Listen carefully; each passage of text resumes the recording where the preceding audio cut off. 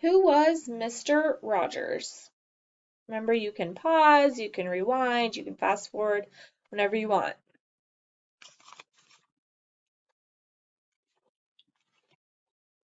Who was Mr. Rogers?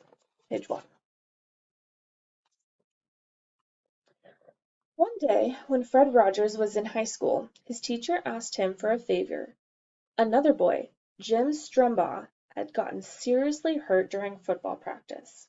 He'd been in the hospital for a while. He was well enough to keep up with his homework, though, if Fred would take his books to him. Fred hesitated. He and Jim didn't know each other well. Jim was a popular athlete. He was a star on the football team, the basketball team, and the track team.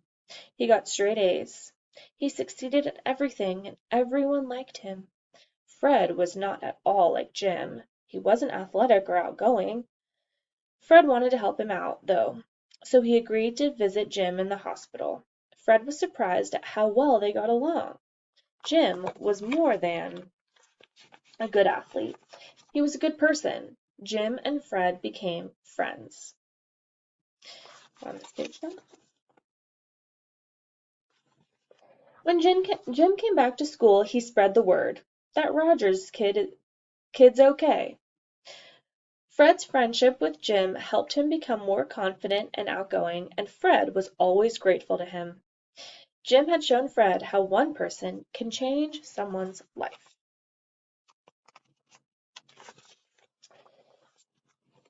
Page 4 and 5. Years later, Fred did the same thing. He created and starred in his own children's television program, Mr. Rogers' Neighborhood. Fred used the program to help kids understand they were special just by being themselves. They were always welcome in Fred's world, just like Jim Strumbaugh had made Fred welcome in his. Chapter 1. A Shy Boy. Fred Rogers was born on March 20th, 1928, into a wealthy family in Latrobe, Pennsylvania, not far from the city of Pittsburgh. His father, James, owned a factory that made bricks for furnaces. His mother, Nancy, took care of the family. Page 6 and 7. They were loving and attentive parents, and they taught Fred to be kind to other people. Nancy volunteered at the local hospital and knitted sweaters for soldiers. James would leave pennies on people's window sills.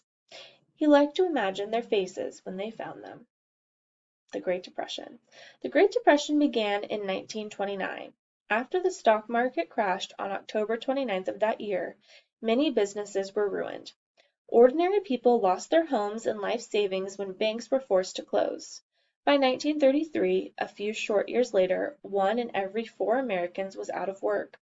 The Great Depression lasted for 10 years and was one of the worst financial disasters in modern history. Page 8-9.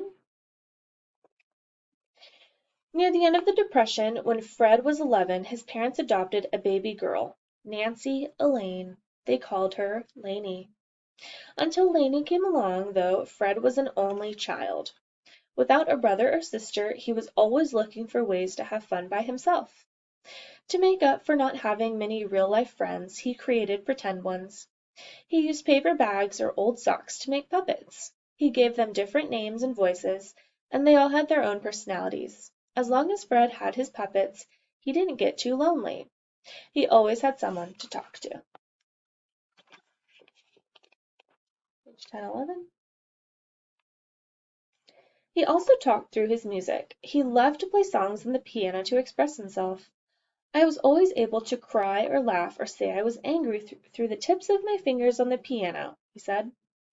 He had begun playing the piano when he was 5. A few years later, his grandmother offered to buy him a piano.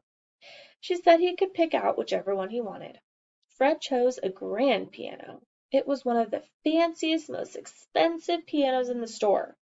His grandmother had not expected to spend that much money, but she'd made Fred a promise, and she kept it. Fred sometimes had trouble fitting in with other kids. He was shy and chubby, and he got sick a lot. He had terrible allergies, and if there was a cold going around, Fred always seemed to catch it. Sometimes his mother wouldn't even let him leave the house. Fred was stuck indoors while everyone else was outside playing. 12:13. His family was wealthier than most people in Latrobe, and some kids were annoyed by that. The Rogers even hired a driver to take Fred to school each day. Sometimes Fred asked the driver to drop him off a block away so he could walk up to the building with everyone else. But he still knew he was different. Fred did have a good friend in George Allen. George was an African-American boy whose mother had worked as a housekeeper for the Rogers family. After she died, Fred's mother invited George to live with their family. George was quite a bit older than Fred, and Fred looked up to him like a big brother. In those days, it wasn't common for white people to be friends with black people, but Fred didn't care. He saw George as his friend, no matter what other people thought. Chapter 2. Early Lessons. One day, when Fred was 8, his school let out early and the family driver could not pick Fred up. He started to walk home by himself. Soon, Fred noticed a group of boys following him. They made him nervous, and he walked faster. Then they began calling out insults. "Hey, Fat Freddy!" they yelled. "We're going to get you!" Frightened, Fred ran to the house of a neighbor. She let him come inside and stay until the boys left. When Fred's parents found out what happened, they told Fred not to worry about it. If he acted like he didn't care what the boys said, they'd leave him alone. The problem was, Fred did care. His feelings were hurt. He didn't understand why those boys were so mean. There was one person Fred knew he could always count on, though. Ding Dong. That was his grandfather. A nickname came from a nursery rhyme his grandfather sang to him. 1617. Ding Dong always knew how to make Fred feel good, and Fred loved spending time at his grandparents' farm on the weekends. At home, he often had to sit inside quietly. His mother's tidy home was not to be messed up, but at the farm there was plenty of room to run around and explore. One thing Fred wanted to do was climb the stone walls that wound all over the farm. He knew his mother wouldn't let him, though. The walls were old and falling to pieces. He might hurt himself. Sure enough, when he asked her for permission one day, the answer was no. Then his grandfather spoke up. "Let the boy climb the stone walls," he said. "He has to learn to do things for himself." Fred was thrilled that his grandfather trusted him. He spent the next couple of hours climbing the walls. At the end of the day, Ding Dong told Fred, "Freddie, you made the day special just by being yourself." For a boy who didn't have much self-confidence, it was an important thing to hear. Fred never forgot those words. 1819. George Allen continued to be a big part of Fred's life, and shared many of his interests with him. George taught Fred about photography, and Fred discovered he liked to take pictures, especially ones with people in them. George also introduced Fred to jazz. Fred loved how the music sounded. It was full of surprises. Another of George's passions was flying. In the 1940s, George helped train a group of African-American pilots who attended Tuskegee Institute in Alabama. The Tuskegee Airmen, as they became known, were an important part of the American forces during World War II. When Fred reached high school, George taught him to fly a small plane. George's enthusiasm rubbed off on Fred.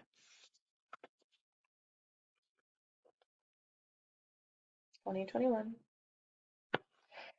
The best teacher in the world is somebody who loves what he or she does and just loves it in front of you, Fred used to say. For a while, Fred wanted to be a pilot too. Next page. Fred for president. In high school, Fred still felt like he was chubby and weak, so he saved up $19 and sent away for a mail-order exercise program. Then he did all the workouts, but they didn't work. Fred realized he was never going to look like a bodybuilder. He was just going to have to be himself. Fred found the things he was good at and concentrated on them. He joined the French club and the photography club. He edited the yearbook and wrote for the school's newspaper. He was elected president of the student council. He had finally found his place.